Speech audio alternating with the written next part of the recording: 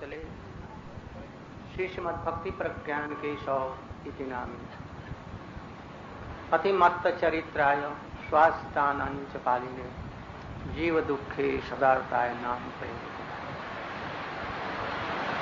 वंशा कल्पतरुभ्यश्च कृपा सिंधुभ्यैव च पतितानां पावने वैष्णवेभ्यो नमो महावदन्याय कृष्ण प्रेम प्रदायते कृष्णाय कृष्ण चैतन्य नाम्ने गौरतिशे गुरवे गौरचंद्राय राधिकायै तदालये कृष्णाय कृष्ण भक्ताय तदभक्ताय नारायणं नमस्कृत्य नरं चैव नरोत्तमं देवीं सरस्वतीं व्यासं ततो जयम्।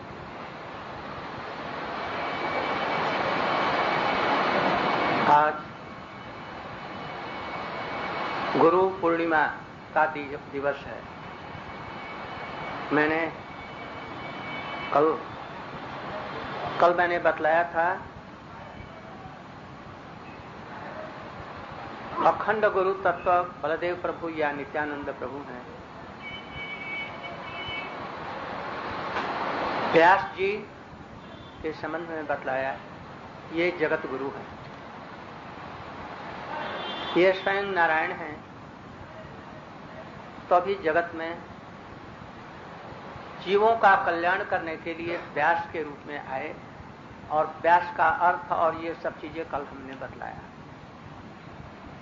उन्होंने ही वेदों का विभाग किया, ब्रह्म सूत्र बनाया, उन्होंने महाभारत बनाया, पुराणों को उन्होंने प्रकाशित किए।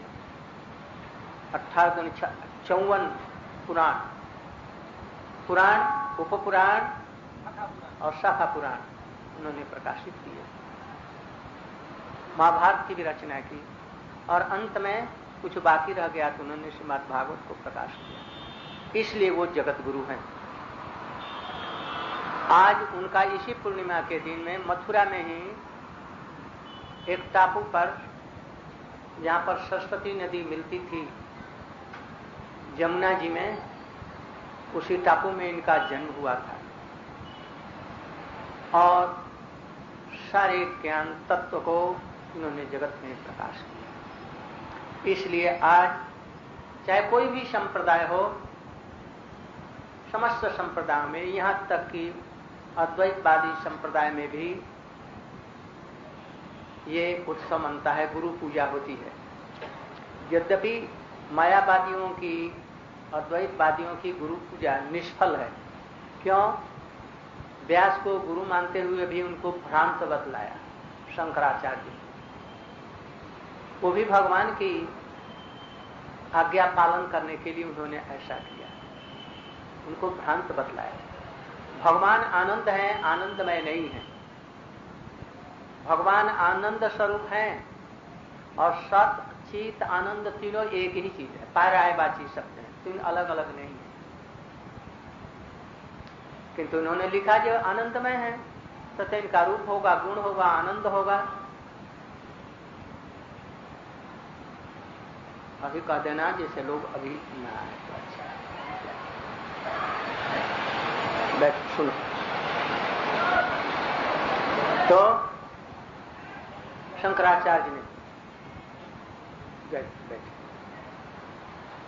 अपने गुरु के आदेश को नहीं माना, इसलिए उनकी पूजा निरर्थक है। उनके संबंध में बहुत कुछ बतलाया। आज उन्हीं की परंपरा में सनातन गोस्वामी हैं। आज ही के दिन गोवर्धन में भगवान का भजन करते करते नित्य लीला में प्रवेश उन्होंने किया था। उनकी समाधि तो वृंदावन में है, किंतु उन्होंने ये संसार का त्याग किया था गोवर्धन में, और इसीलिए वहां पर मूड़िया पुनः होती है। गुरु पूर्णिमा प्लस मूड़िया, मूड़िया माने मूड़ को मुड़ाते हैं। किस लिए? पूर्णिमा में सनातन गोस्वामी जी के लिए, विरह के लिए मनाते हैं। और तभी से प्रथा चलती है कि प्रतिवर्ष गोवर्धन के जितने और आसपास के जितने वैष्णव लोग हैं वो मुंडन करके और कीर्तन शोभा यात्रा के साथ में सनातन गोस्वामी को स्मरण करते हैं। इसलिए इस पूर्णिमा का नाम ही हो गया मुड़िया पुनो। और तब से ऐसी परिक्रमा लगनी आरंभ हो गई, प्रति वर्ष में लोगों की संख्या बढ़ने लगी। अब तो ये स्थिति है करोड़ों लोग आते हैं, 60-70 लाख से तो कम नहीं, करोड़ों तक पहुंच जाती हैं। और पूरी फौज, मिलिट्री, पुलिस पहुंचती है व्यवस्था के लिए। उन लोगों को सांस लेने का समय नहीं, इतनी बढ़ती जाती है। परिक्रमा का फल भी उनको मिलता है, इसलिए करते हैं लाखों लोग, ऐसे नहीं करते। तो आज सनातन गोस्वामी के संबंध में और इस पूर्णिमा के संबंध में, और कुरुक्षेत्र में सूर्य ग्रहण लगा था, आज तो चंद्र ग्रहण है ना, तो ग्रहण है। इस ग्रहण से हम लोगों के संप्रदाय का क्या संबंध है, इन सब विषयों पर चैतन्य महाप्रभु का इस ग्रहण से क्या संबंध है, रूप गोस्वामी का क्या है, इस विषय पर भी हम लोग चर्चा करेंगे। आप लोग ध्यान से इन सब चीजों को सुनेंगे, विभिन्न वैष्णव लोग बोलेंगे। और आज 9:30 बजे तक चंद्र ग्रहण है, चंद्र ग्रहण लग गया है। हम लोग जो अभी कह रहे हैं ये भी कीर्तन है, बल्कि उच्च कोटि का ये कीर्तन है। भगवान के नाम रूप गुण लीला का विस्तार करना, कीर्तन करना, ये यथार्थ कीर्तन है। मृदंग के साथ में भी 8 बजे से 9 बजे तक हम लोग नृत्य करते हुए कीर्तन करेंगे सभी लोग। कम से कम हमारे मठ में जितनी खोल मृदंग है वो सब चाहिए, बड़ा मजीरा भी चाहिए। और कोई ब्रह्मचारी सोता हुआ मुझको न मिले इधर उधर। आजकल ब्रह्मचारी लोग भी जी चुराते हैं, कीर्तन में नहीं आना चाहते, बहुत कष्ट होता है उनको। ये तो आनंद की बात है। महाप्रभु 36 घंटे लगातार कीर्तन कर रहे हैं, नृत्य कर रहे हैं पुरी में जगन्नाथ मंदिर के साथ। अरे हम लोग बूढ़ों लोगों को जितना एनर्जी है, उत्साह है, तुम ब्रह्मचारियों को तो हवा में उड़ना चाहिए तब तो। इसलिए आज हम लोगों के परम पूज्यपाद सनातन गोस्वामी का जीवन चरित्र के संबंध में, उनकी शिक्षाओं के संबंध में विशेष रूप से ब्रज में उन्होंने क्या किया, और जो चरित्र महापुरुष से संबंधित हैं हमारे सन्यासी लोग, ब्रह्मचारी लोग बतलाएंगे, आप लोग सुनिए। पहले हमारे गौड़ीय वेदांत समिति के ज्वाइंट सेक्रेटरी, विद्वान आदमी, हमारे भक्ति श्रीमद भक्ति वेदांत आचार्य महाराज जी कुछ बोलेंगे। यदि हिंदी में बोल सके तो बहुत ही अच्छा, और नहीं तो फिर जैसा हो बंगला में बोलेंगे। और इधर हमारे श्रीपाद मधुसूदन महाराज जी भी बहुत विद्वान आदमी हैं, प्राचीन वैष्णव हैं। ये भी यदि हिंदी में बोल सकेंगे तो अच्छा है, नहीं तो बंगला में सुनेंगे, हम उसका अनुवाद करा देंगे। हाँ बोलिए, इनको दे। आराम का दिन होता है तो उसमें आ जाते हैं। गुरु जी ने कहा जे 1 लाख नाम करो, या और कहा आदेश नहीं पालन करेंगे। गुरु जी का ठीक विपरीत रखते हैं, तो फिर क्या हुआ? इसलिए इन्होंने बताया गुरु पूजा माने गुरु के वचन के अनुसार में काम करे, उसके अभिलाषा के अनुसार में चले तो वो गुरु पूजा और गुरु पूजा, अन्यथा गुरु पूजा नहीं। इस संदर्भ में जाओ, सुखी रहो तुम। तो उसकी अधिष्ठात्री देवी है। वैसे जमुना जी की अधिष्ठात्री देवी है ना, वो मगर पर चलती हैं, गंगा भी मगर पर चलती हैं, और जो स्नान उसमें करते हैं उसका कल्याण करती हैं। हिमालय पत्थर है, तो हिमालय की बेटी कैसे हो गई उमा? तो कुछ है कि नहीं हिमालय? उसका एक अपना स्वरूप है। हमारा शरीर जड़ है, जड़ है ना, मट्टी, पैखाना, टट्टी, पेशाब का बना हुआ है, रक्त और मांस है। इसका अधिष्ठात्री देवता इसमें कौन है? जीवात्मा है। और उसका संचालक कौन है? उसको हम नहीं देखते। इस तरह से जमुना नदी को हम देखते हैं पानी के रूप में, किंतु उसके अंदर में उसकी अधिष्ठात्री देखते हैं। ये जो छाया दिखती है, छाया क्या चीज है? जड़ है कि चेतन है? ऐसा मालूम होता है कि जड़ है। ये जो सूर्य ग्रहण और चंद्र ग्रहण की जो छाया इत्यादि होती है, जड़ मत समझो। इसके भी अधिष्ठात्री देवी होगी। श्रीधर महाराज एक बार बतला रहे थे। देवी उसकी क्रिया होती है। जो कोई चीज है ही नहीं उसकी क्रिया नहीं होती। तो जब छाया से क्रिया होती है तो उसकी अधिष्ठात्री देवी कोई होती। इसलिए जो छाया कर रहे हैं, जो सूर्य और चंद्र को ग्रास और जो पृथ्वी इत्यादि को में नहीं दिखती है, ये छाया, छाया में भी कुछ है और उसका प्रभाव सुप्रभाव और दुष्प्रभाव करता है। भागवत में बहुत चीजें हैं, बहुत गंभीर रूप में है। इनको समझना साधारण बातों लोगों के लिए संभव है। ब्रह्मा तो यहां तक कहते हैं कि जानंत एव जानंत किं बहुक्ता में पुनः बक्सो मनसो बाचो, बड़ा मुश्किल। पृथ्वी की धूलि कणा गिनने वाले अनंत देव हैं। सूर्य तारे ग्रह नक्षत्र को गिनती करना बड़ा असंभव है, इसको भी कोई गिन सकता है। भगवान की महिमा और ये सब चीजों का वर्णन करना है बड़ा कठिन। इसलिए ये सब में अधिक नहीं जा करके क्या करो, भगवान नाम करो, भगवान की भक्ति। ग्रहण के दिन में जो दान की बात कही गई, पहले दान इतना लोग करते थे जो किसी का हाथ नीचे नहीं होता था, ऐसे होता था। कोई ऐसे नहीं हाथ नहीं पसारता था। क्या करते थे? केवल देते थे दूसरों को। दान देने से, दान ग्रहीता और दान देने वाले में, जो दान देते हैं अपने दुष्कर्मों का फल दे करके अपने आप शुद्ध होते हैं। दुष्कर्मों का फल अर्थ के रूप में दे करके दान के वस्तुओं के चीजों में, अन्न में, रुपया पैसा द्रव्य में अपना दुष्कृतियों का जो फल है उसमें दे करके उनको दे देते हैं। और जो ग्रहण करता है क्या करता है? उसे ग्रहण करता है। यदि वो समर्थ नहीं है तो क्या होगा? उन दुष्कर्मों को लेकर के मरता है। हम लोग समझते हैं कि वाह दान ले लो, खूब दान लो।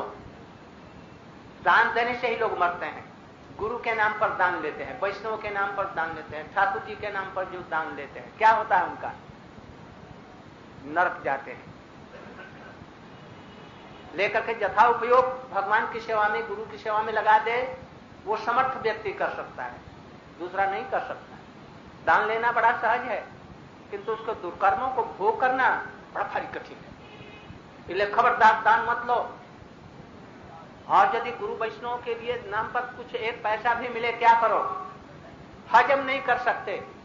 इसलिए उस दान को क्या करो? यदि लिया है भी इस तरह से गुरु जी को दे दो, वो उसको शुद्ध करके भगवान की सेवा में लगा दे दे। तुम लोगों में सामर्थ्य नहीं है, हम लोगों में सामर्थ्य नहीं। यदि किया, इसलिए हम लोगों का भजन नहीं होता है, भजन का फल उसमें नष्ट हो जाता है। इसलिए आप लोग दान मत लेंगे। यदि हो तो भगवत सेवा के लिए लेकर के भगवान की सेवा में लगा दो, नहीं तो बड़ा भारी मुश्किल होगा। इसलिए इस दान को कृष्ण जी और सबको दे रहे हैं। और कौन ले रहे हैं?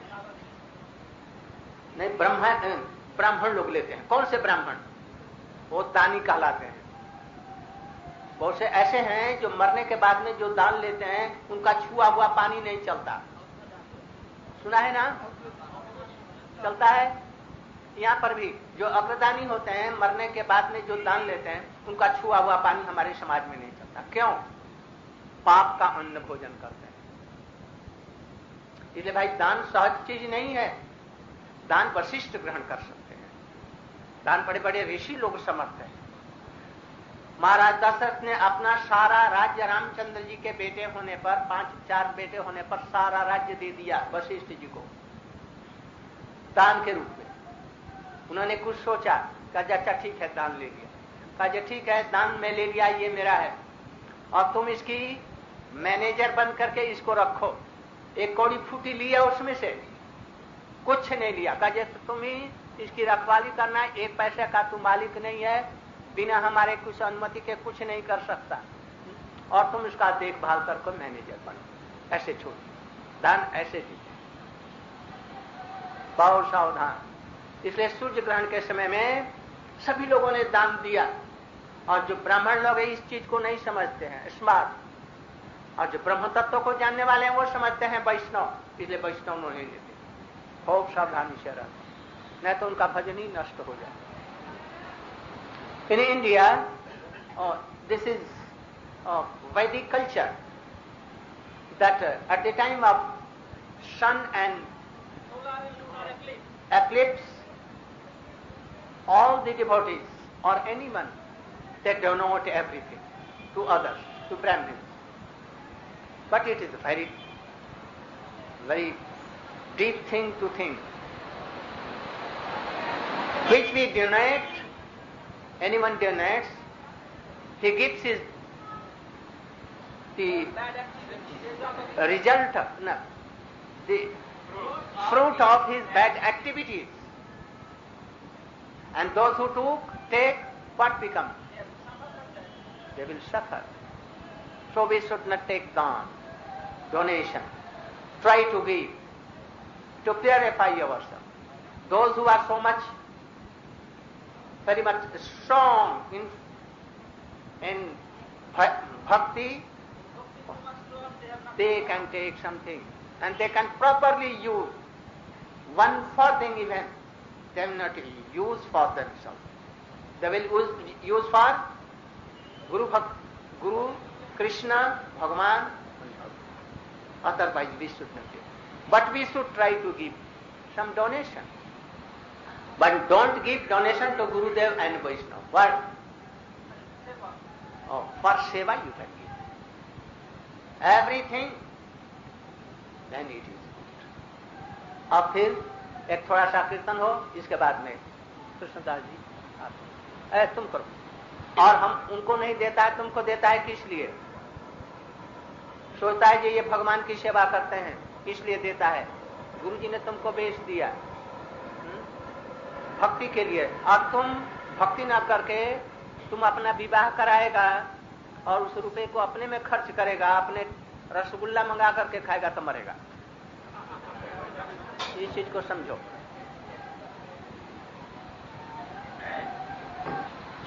वहां द्वारकाधीश का मंदिर खुला हुआ होगा, भगवान के मंदिर जितने होते हैं सब खुले रहते हैं।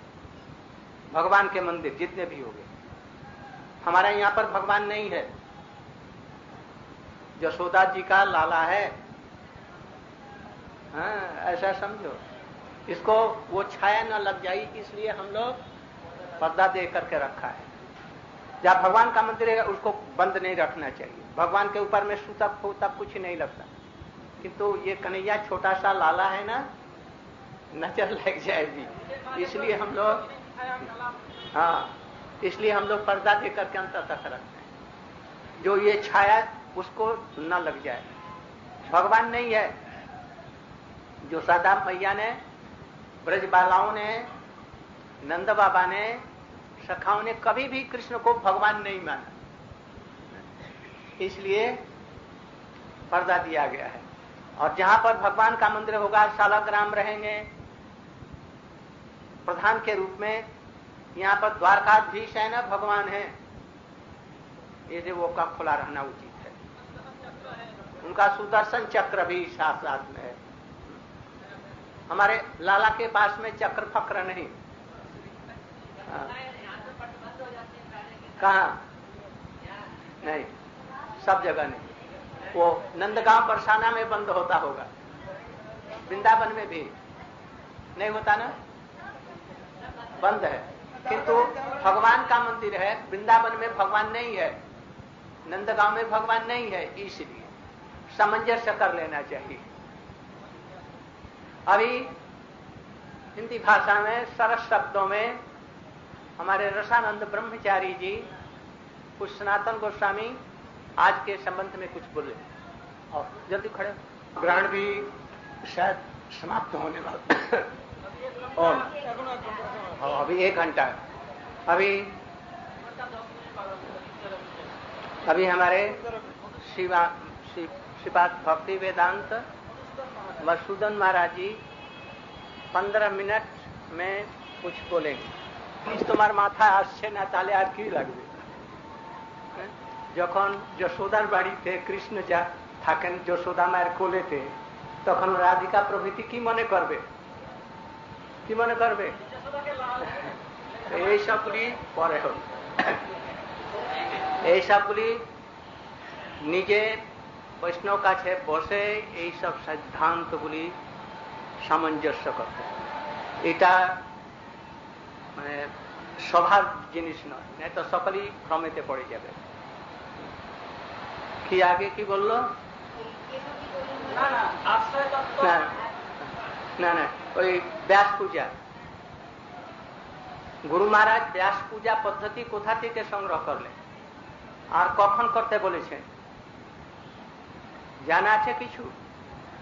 তার মধ্যে ব্যাস পঞ্চক ইত্যাদি যে আছে, ওখানে তিনি 5 পঞ্চক আবার 2টা বাড়িয়ে দিয়ে সপ্ত পঞ্চক করলেন, কিন্তু মূলে কাকে রাখলেন?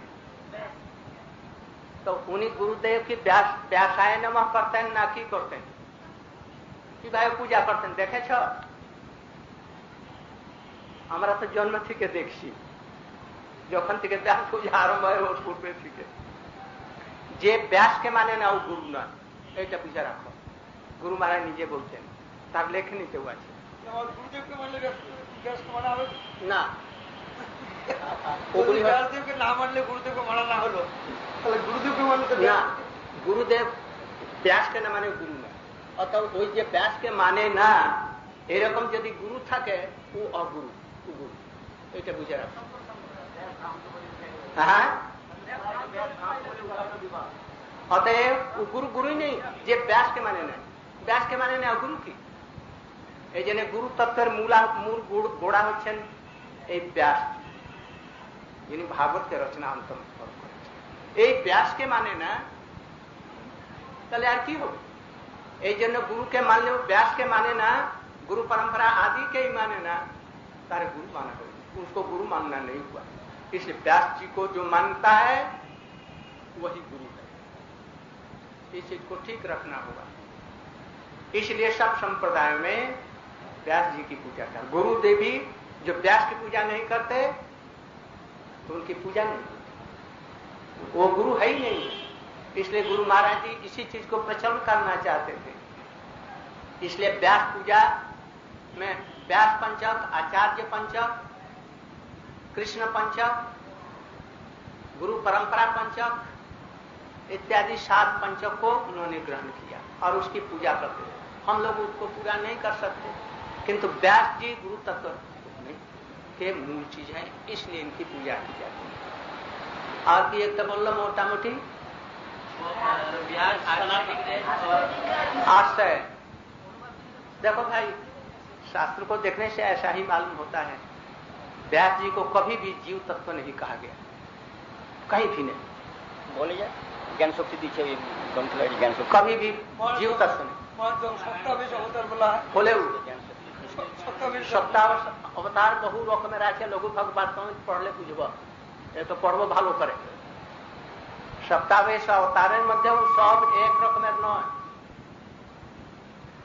ब्रह्मा मध्य एक तो शक्तिर आवेश आछे, शंकरेर मध्य आवेश आछे, दुटाई नारद को छोड़ दो।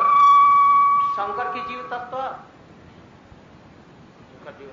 नहीं, ये सबको विचार रखना चाहिए। इसलिए आश्रय होने से महाप्रभु आश्रय तत्व हैं।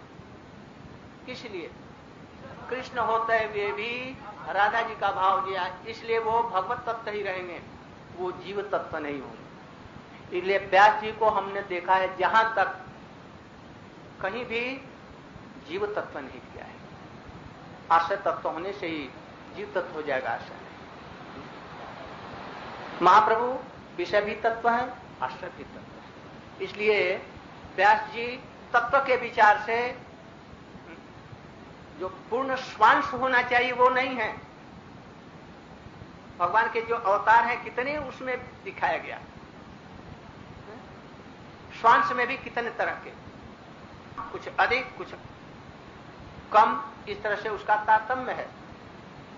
इसलिए ये श्वास तत्व तो नहीं है, किंतु स्वास्थ्य नहीं होने पर भी जीव तत्व नहीं है।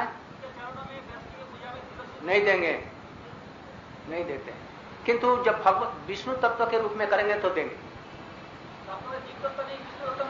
हाँ, शंकर जी के चरणों में देगा, सदाशिव के चरण में, शिव यदि है तो नहीं देंगे। यहां पर देते हैं सदाशिव, गोपीश्वर में देता है, फिर वो क्या तत्व है? हाँ, वही सदाशिव तत्व है, किंतु नहीं दिया जाएगा। ये सब का विचार अच्छी तरह से समझ बूझ करके करना होगा। ये साधारण सभा में ये चीज नहीं है आलोचना, ये विशेष सभा में। तो आज सनातन गोस्वामी जी का भी तिरुभाव तत्व है। उन्होंने भक्ति की एक नई दिशा दी। जितने भी रूप गोस्वामी ने ग्रंथ लिखे हैं बृहद भागवतामृत के ऊपर में अपनी टीका करने से और नहीं टीका करने से कोई भी फर्क नहीं पड़ता। रूप गोस्वामी ने अपने ग्रंथों की टीका नहीं की तो इसका मतलब क्या है? कम हो गया, ऐसा मत समझो। इसके ऊपर में निर्भर नहीं है। सनातन गोस्वामी जी ने बृहद भागवतामृत पर इसलिए लिखा, इतना गंभीर विचार है जो दूसरों के लिए समझना बड़ा भारी मुश्किल है। भक्ति का तम में दूसरे नहीं समझ सकेंगे, इसलिए उन्होंने ऐसा किया। और इसलिए रूप गोस्वामी ने और दूसरे गोस्वामी ने उनके इस ग्रंथ को आधार बना करके सब ग्रंथ लिखा। भगवत तत्व का विचार, भक्तों का विचार, ये सब। इसलिए सनातन गोस्वामी रूप गोस्वामी के भी गुरु तत्व है। किंतु होते हुए भी सनातन गोस्वामी जी रूप गोस्वामी को प्रणाम किया है। जो उनकी कृपा होने से महाप्रभु की कृपा या कृष्ण की कृपा हो सकती है। ऐसे सनातन गोस्वामी जी हैं।